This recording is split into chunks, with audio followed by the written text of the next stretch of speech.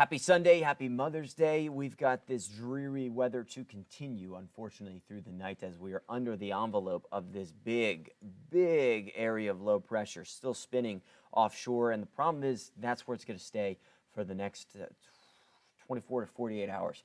Thing isn't going to move much. So we are just going to keep this strong northeast wind as a result, and that's going to continue to build up the waterways, cause some issues with tidal flooding over the next couple of days. We'll slowly get rid of the light rain, the mist, and the drizzle as we head into the night and go into our Monday. Time lapse for the day over Lynn Haven Inlet.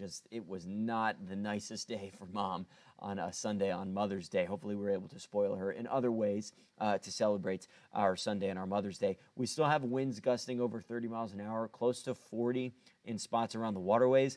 And again, the wind is what has been building in the water, raising pretty much the sea level, creating a new sea level. And then when you have high tides on top of that, causes issues for those low-lying areas. It is totally windy out along the coast. This is primarily a coastal event. That's where the worst of the conditions will be, from VB down to the ocean front, from VB down to the Outer Banks.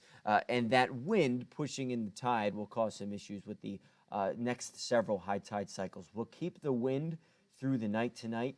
Through our Monday, it slowly backs off, maybe Tuesday into Wednesday. So really, we got a couple days we got to deal with this big area low pressure. Now, the high tides that came in this morning and this afternoon were around the minor to nuisance level, came in around 5 feet, which we can handle around these parts. We see that all the time. Low-lying areas that are prone to flooding, get a couple inches of water on them. This from Hampton, Ricky snapped this one, meteorologist Ricky Matthews. This one, Angela sent in over from Virginia Beach. So some neighborhoods that are prone to flooding, the typical spots. You see that when you get minor to nuisance levels when it comes to high tides.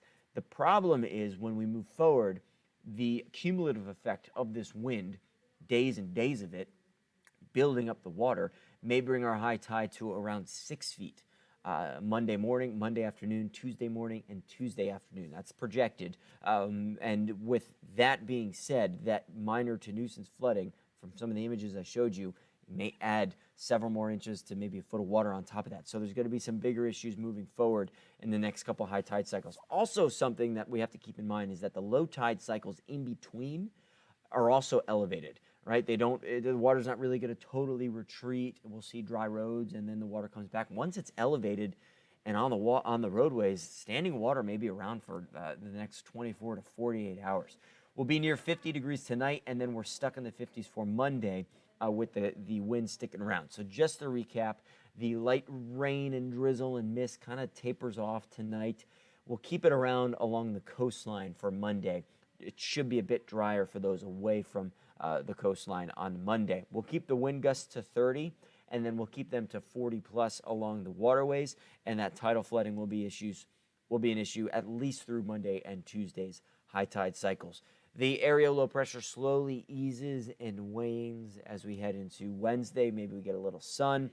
Temperatures will then start to rebound by late week, but we'll also throw some more rain back into that forecast. We'll have more on the forecast coming up later on Wavy News 10 Fox 43 at 10 o'clock, and then again at 11. Of course, all this information is right below in our Wavy blog over on wavy.com. Have a great rest of your Sunday evening, and again, happy Mother's Day.